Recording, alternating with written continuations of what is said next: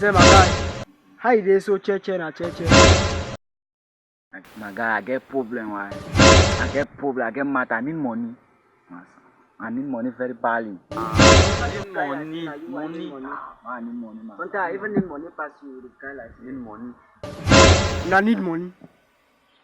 I get one guy for that side. Continue. I'm gonna always slap. Slap no. Slap how? Are you normal? See me the guy demo. Make una come go see me now. Make I do it. We go now. You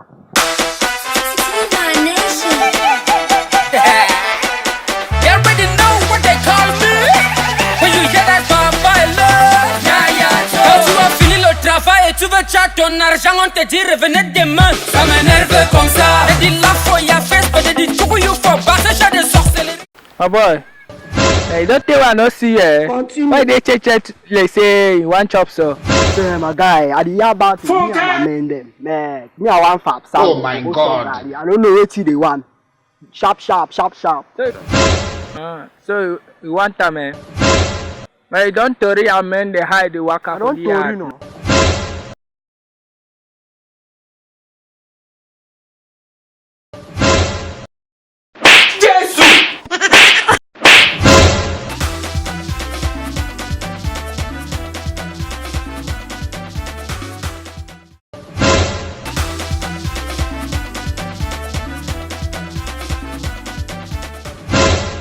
Yes, you want your own item. Me, I know if you carry myself, bring them for you. For can't take now 500. I need 1,000. I don't like what I hate. Okay.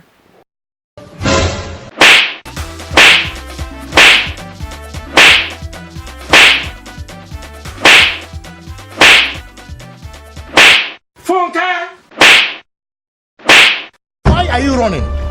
Why are you running?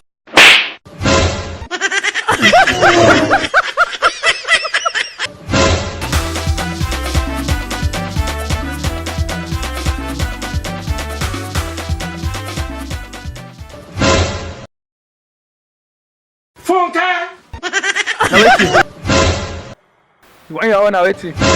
I want more than 10,000. 10,000. Do you know the consequence of 10,000?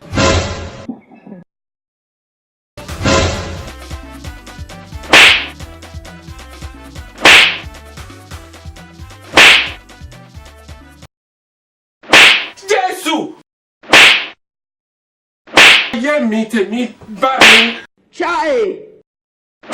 Here is God. Oh.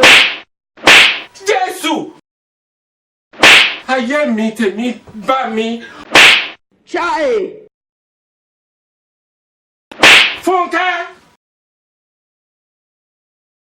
Jesus is Lord. Chai.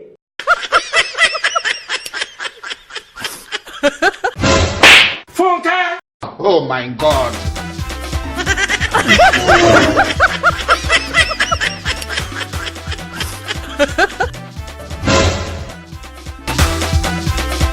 Get right here, man.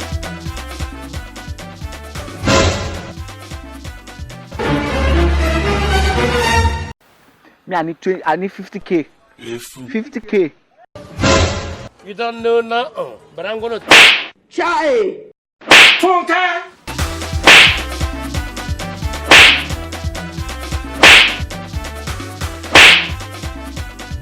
Why are you running?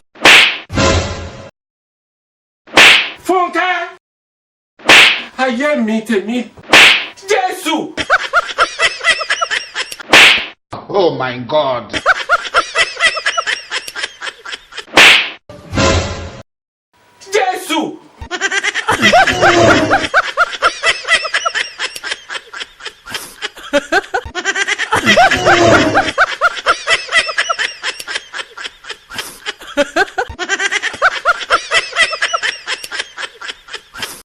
Ayẹlẹ o, ìbọ̀sí o.